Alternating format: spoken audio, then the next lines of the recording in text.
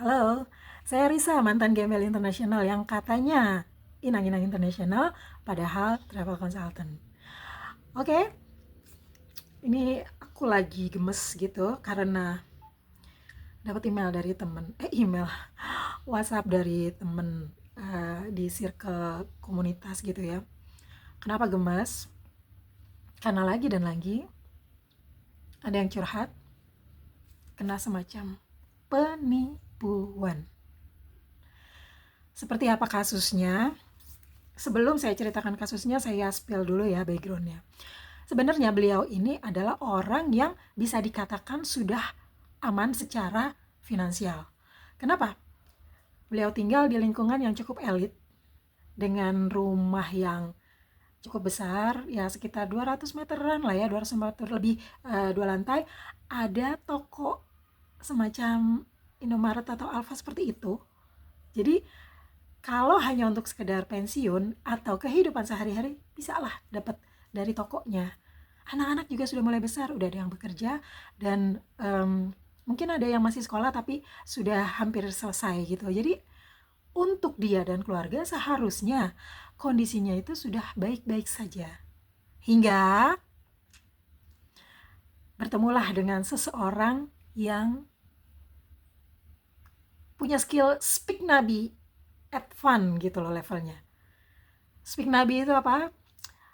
Ya orang yang kalau bicara itu seolah-olah kayak yang wow, dia baik, super nice, dan dia itu uh, untuk meyakinkan kadang membawa-bawa dalil atau ayat-ayat yang seolah-olah menunjukkan betapa oh dia sungguh amanah, oh dia sungguh agamis, hal-hal seperti itu. Dan sangat disayangkan masyarakat kita sebagian besar masih sering terbius dan terlena dengan orang-orang yang memiliki kualitas atau kapasitas speak nabi yang seperti itu. Oke, kita kembali ke persoalannya. Nah, beliau ini kita sebut saja Ibu Melati gitu ya. Nah, Ibu Melati ini ceritanya bertemulah dengan uh, orang yang speak nabi tersebut gitu ya. Dijanjikanlah bahwa kalau mau investasi, maka uang akan bekerja untuk kita gitu. Kita nggak usah repot-repot lagi bekerja, kita tinggal terima hasilnya. Seperti itu. Oke, fine. Saya percaya uang itu memang seharusnya bisa bekerja untuk kita. Tetapi itu tidak berlaku untuk semua orang. Hal itu hanya berlaku untuk orang-orang yang memahami law attraction, bagaimana sifat uang itu akan datang kepada orang tersebut, karena orang tersebut itu sudah bersahabat dengan semesta, artinya sudah mengerti bagaimana cara bekerja semesta terhadap segala hal. Nah, orang-orang seperti itu sudah menjalani proses yang panjang sampai dia ada di titik itu. Nah, orang-orang seperti kita itu mungkin masih perlu perjalanan panjang untuk bisa sampai di titik itu.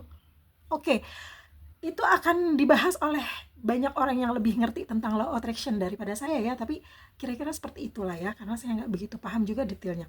Kembali lagi, akhirnya beliau coba-coba invest dengan angka yang nggak terlalu besar, misalnya 10 juta, 20 juta, balik selama beberapa kali. Akhirnya memberanikan dirilah dengan angka yang lebih besar. Nggak ada masalah kalau uang itu adalah uang dingin. Maksudnya uang dingin itu apa? Uang yang tidak akan mengganggu kehidupan sehari-hari. Jadi misalnya gini, kebutuhan hidup kita itu sebulan let's say 10 juta gitu ya. Nah, kita punya uang 100 juta nih. 100 juta itu kan bisa untuk mengcover kehidupan atau living cost itu selama 10 bulan. Nah, kemudian kita punya tabungan lain, 1 miliar misalnya. Artinya, anggaplah yang 1 miliar ini uang dingin, tapi mungkin untuk lebih amannya ya 300 juta lah. 300 juta kan sekitar 2,5 tahun gitu ya, living cost kita akan stabil. Nah, berarti yang uang dinginnya itu ya mungkin sekitar 800 juta gitu. Nah, 800 juta ini kalau memang kita yakin untuk dikelola, silakan. Artinya tidak akan mengganggu living cost gitu loh. Nah, beliau ini karena sudah terbuai dan beberapa kali terbukti bahwa uangnya balik plus hasil, maka beliau memberanikan diri invest dengan angka yang buat saya sangat fantastis. 2 miliar. Uangnya dari mana? Mengagunkan rumah yang ditinggali dan pinjam ke bank. Bank tentu saja memverifikasi kan, oh ini rumah nilainya berapa dan lain sebagainya. Keluarlah pinjaman sebesar 2,5 miliar. Dua berapa ya? Saya lihat data dulu. Kira-kira segitulah ya. Jadi intinya beliau tuh menginvestkan sekitar 2 miliar.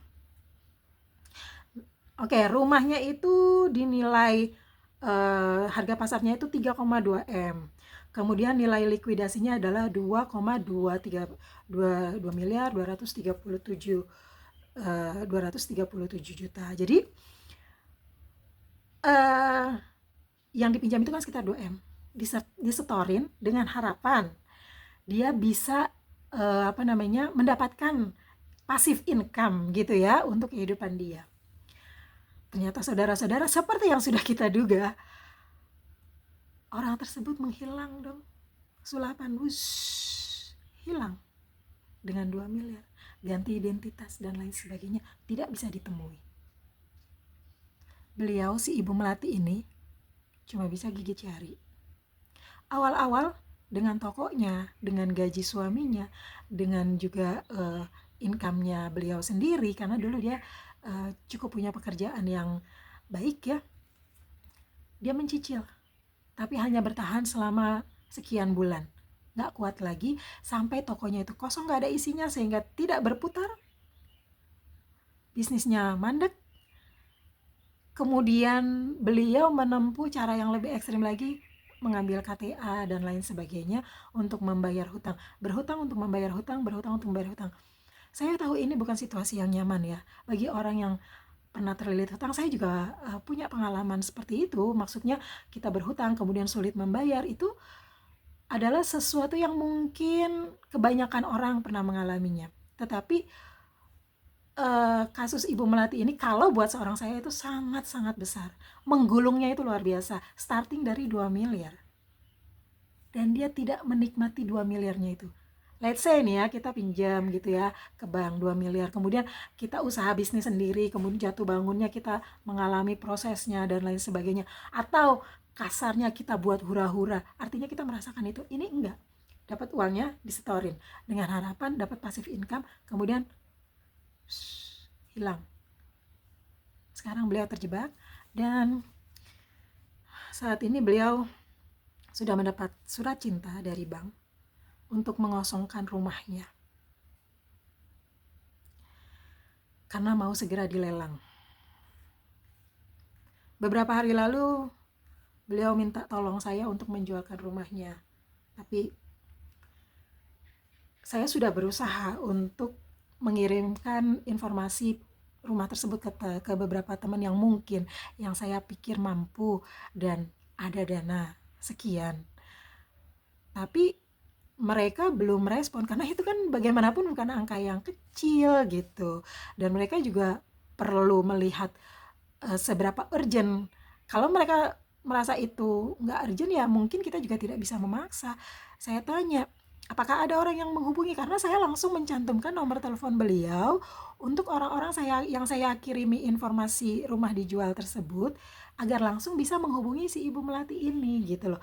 Saya hanya sekedar ingin menolong, walaupun ya mungkin orang juga nggak tahu persoalan apa yang sedang saya alami. Artinya gini loh, kadang-kadang kita menerima curhatan seseorang gitu ya, dan karena kita terlihat baik-baik saja, orang nggak tahu kalau kita sendiri pun sedang punya masalah. Tapi it's okay. Buat saya, persoalan yang disampaikan ke saya itu jauh di atas kemampuan saya. Artinya angka 3 miliar itu buat saya masih yang wow gitu loh. Kecuali kalau saya miliarder gitu ya, angka 3 miliar saya ngomongnya masih bisa oke, karena itu masih di range-nya saya. Ini enggak, angka segitu buat saya itu udah tinggi gitu ya. Jadi ya sudah, kapasitas saya untuk membantu tentunya saat ini tidak ada, tetapi kalau mencoba menginformasikan ke teman-teman mungkin bisa, dan itu sudah saya lakukan. Saat ini mohon maaf hanya itu yang bisa saya lakukan gitu loh, dan belum dapat respon ternyata. saya ikut prihatin sih, cuma saya juga nggak ngerti mesti gimana. Saya sudah tanyakan, apa nggak minta banding gitu ya, minta penangguhan, atau buat surat pernyataan bahwa saya ini dalam keadaan bangkrut, mohon ditangguhkan dulu sebentar, atau hal-hal semacam itulah. Tapi mungkin ini persoalannya sudah berjalan agak lama, sehingga ini surat cinta dari bank itu sudah turun gitu loh, dan dia harus mengosongkan dalam waktu dekat rumahnya, dan dia nggak tahu harus kemana karena itu hanyalah satu-satunya rumah yang dia miliki. Saya speechless. Satu, ketika ada orang yang datang minta tolong kemudian kita tidak bisa bantu, tuh rasanya nggak enak. Kedua, ketika kita merasa kemampuan kita untuk itu nggak ada, karena memang kita ada di bawah itu kemampuannya, itu juga cukup menyesakan. Ketiga, ketika kita tahu bahwa ada orang yang terjepit angka segitu besar, kemudian mengembalikan itu ke diri kita sendiri, bahwa persoalan kita mungkin gak terlalu sebesar itu membuat saya setidaknya berterima kasih kepada Tuhan, karena cobaan yang saya terima itu tidak sebesar beliau gitu. Jadi untuk menghibur beliau dan menghibur diri saya sendiri, akhirnya saya bilang seperti ini ya, setelah bla bla bla gitu. Saya bilang, Mbak Melati dan keluarga terpilih untuk menghadapi ujian yang cukup berat. Insya Allah Mbak Melati mampu melewatinya. Saat ini saya cuma bisa bantu doa dan share info ke teman-teman. Jadi sesungguhnya kalimat itu adalah kalimat untuk menguatkan dia, juga menguatkan saya sendiri gitu. Saya bersyukur bahwa Tuhan masih memberikan cobaan yang signifikan untuk saya, sehingga saya tidak ada di dalam posisi seperti beliau. Nggak kebayang kalau saya ada di posisi seperti beliau itu pusingnya seperti apa gitu. Tetapi saya juga mau bilang gitu ya ke teman-teman semuanya, please, kalau kita mau menginvestasikan sesuatu, satu, pastikan uang yang diinvestasikan adalah uang dingin yang tidak mengganggu kebutuhan sehari-hari. Saya bicara untuk diri saya sendiri juga ya. Yang kedua, usahakan kalau berhutang itu adalah untuk hal-hal yang sangat penting. Misalnya sakit, kemudian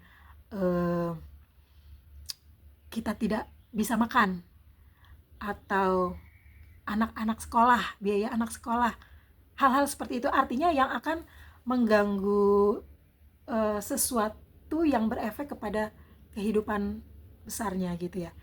Jadi kalau berhutang untuk beli kulkas, berhutang untuk beli baju mahal, berhutang untuk beli tas branded, saya rasa itu nggak make sense. Hanya supaya kelihatan bahwa wow, lo punya barang keren gitu loh. Artinya buat saya itu sesuatu yang kok bisa ya gitu.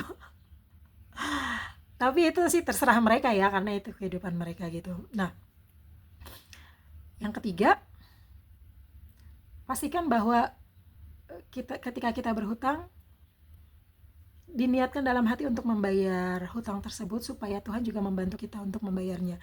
Kalau kita punya feeling bahwa kita tidak mampu membayar secara cepat, katakan aja sejujurnya. Saya pernah mengalami hal seperti itu ya. Waktu itu saya benar-benar dalam kondisi yang jatuh, artinya nggak punya uang sama sekali. Saya bilang sama teman saya, teman kos waktu itu ya, boleh pinjam uang nggak? Berapa? Kata dia, 300.000. Buat apa? Buat makan. Terus bayarnya kapan? Saya diem.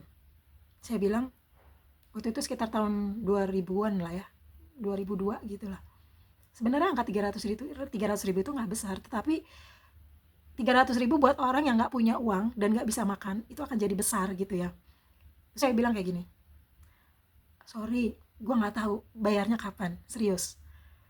Dan gue nggak tahu kapan gue bisa punya uang. Terus dia bilang, gue ada uang, gue bisa minjemin lo, tetapi ini gue akan pakai sekitar 6 bulan lagi, kata dia gitu.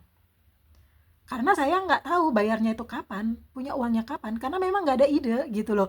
Saya pengangguran saat itu baru dipecat karena nanti ini saya ceritakan part kenapa saya dipecat ya. Artinya waktu itu pernah ada apa? Saya diperiksa, saya ada masalah dengan sendi lutut sehingga mengganggu kinerja. Kemudian saya lapor ke manajemen dan malah dipecat. Oke, itu nanti saya ceritain lagi ya.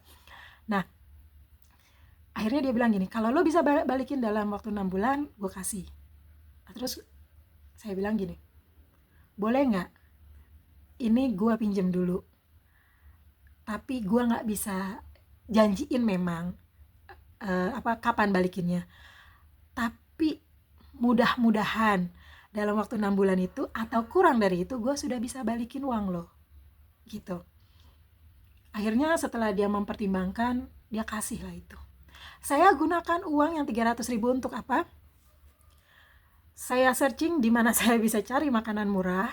Jadi waktu itu ya saya akhirnya dapetin suatu tempat di mana saya bisa beli soto dengan kuah yang agak banyak dan nasi satu porsi itu seharga 6.000. Soto dan nasi 6.000. Saya beli itu untuk sahur. Kan saya belinya ketika mau buka puasa ya. Jadi saya untuk sahur dan untuk buka puasa. Saya belinya untuk buka puasa, saya makan setengah porsi nasinya, kemudian sotonya juga setengah karena itu berkuah kan, jadi lumayan gitu ya. Nah, saya simpan yang setengahnya lagi untuk besok pagi, untuk sahur. Dan itu berjalan selama 3 bulan. Saya puasa selama 3 bulan dengan uang 300.000 itu. Alhamdulillah setelah itu saya ada ada pekerjaan, waktu itu pekerjaan event, kemudian saya dapat uang dan saya bisa mengembalikan dan saya punya tabungan lagi gitu ya. Jadi yang saya mau kasih tahu dari pengalaman ini adalah bahwa coba untuk jujur dengan kemampuan kita gitu. Sorry ya, jadi agak sedih karena ingat pengalaman waktu itu gitu. Juga kasihan ini sama temen ini. Saya tahu pasti rasanya sesek banget. Cuma ya memang kalau kita sedang dalam kondisi seperti itu rasanya sempit sekali gitu lah.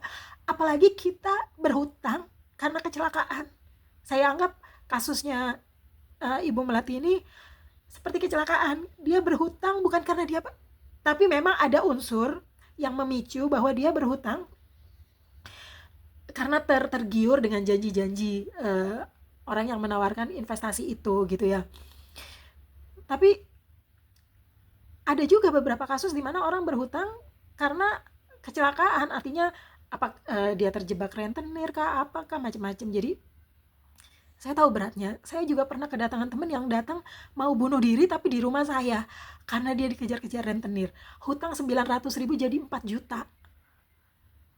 Itu, dan dia sudah bayar 1,5 juta. Artinya utang 900.000 sudah bayar 1,5 juta, tapi dianggap masih berhutang lagi karena nilainya sudah berubah jadi 4 juta. Dia mau bunuh diri datang ke rumah saya.